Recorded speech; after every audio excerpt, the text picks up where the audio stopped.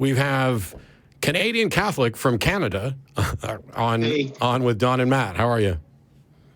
Hey, everyone. Nice. Thank you for taking my call. I'm honored to be on the show. What should I call you for short? Because Canadian Catholic from Canada isn't going to fly.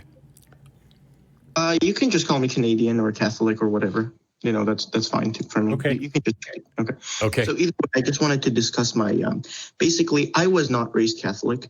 I was more of a fundamentalist Christian, and then I deconverted. Mm-hmm. And I became a full-blown inner circle atheist. I was one for about a year. Okay. Well, I don't know what an inner circle atheist is. Yeah, boy, I need to join this. Yeah, well, so basically, I was using all the arguments I hear from you. I was a full-fledged atheist. Okay, I was into it. I was into skepticism, everything. Okay, so you can tell me that, but I'd much rather you say, why were you an atheist?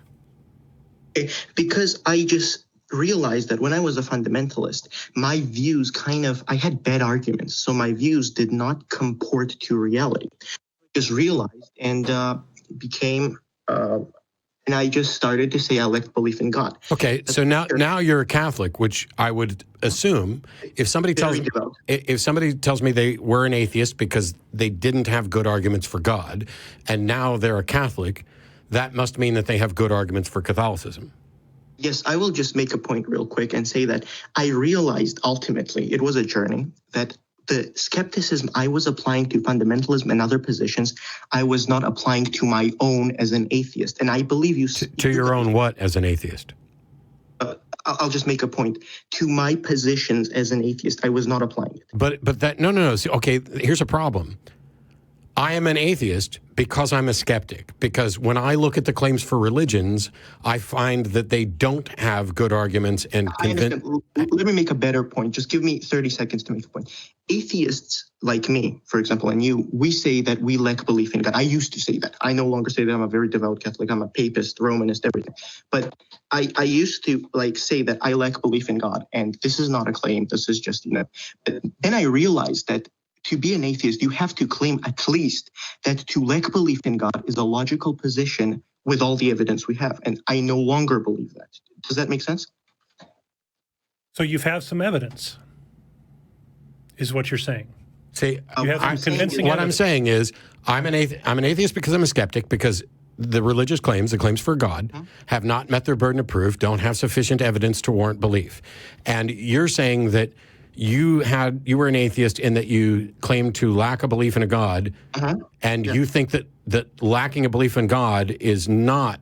So basically, instead of proving that there is a God, you became convinced that you couldn't lack belief in God. I became convinced that given the evidence, atheism, lack of belief in God, is no longer something rational to hold. Okay, what is the evidence? Well, I like to say that it's a preponderance of evidence. There is not really one piece. Okay. You know that 100 million half-baked pieces of crap don't add up to anything, right? I've heard that same dismissal again and misrepresentation. But what I'm trying to say, it's not a misrepresentation. What's your best argument and evidence for the existence of God? Because if your best doesn't get us any closer, then a whole bunch of inferior ones aren't going to help. There you go. You define. Matt, just a second. With all due respect, you define evidence in a very constrained way, right? Yes, I defined evidence in such a way that it is consistent with reality, that it is the sort of thing that people should rely on to make decisions. If you broaden evidence to the point where somebody said something, or this feels right, or we don't have a better explanation for this, that's not evidence. Those are all fallacies. Sure, but what I'm trying to say is that there's different categories of evidence. You could have scientific evidence, you can have historical evidence, you can have preponderance of evidence. So given what we know, I understand that there are different categories of evidence. My position is there sufficient evidence to believe that a God exists? I would say yes. Given then what is it? So there is different lines we could pursue. Of course, we could. Yeah, just fucking pick one to start with, rather than trying to give me a primer on epistemology. Okay, I would go with, for example, an argument from contingency. I have an entire video responding to the argument of contingency. Misrepresenting it. Okay, goodbye. Goodbye.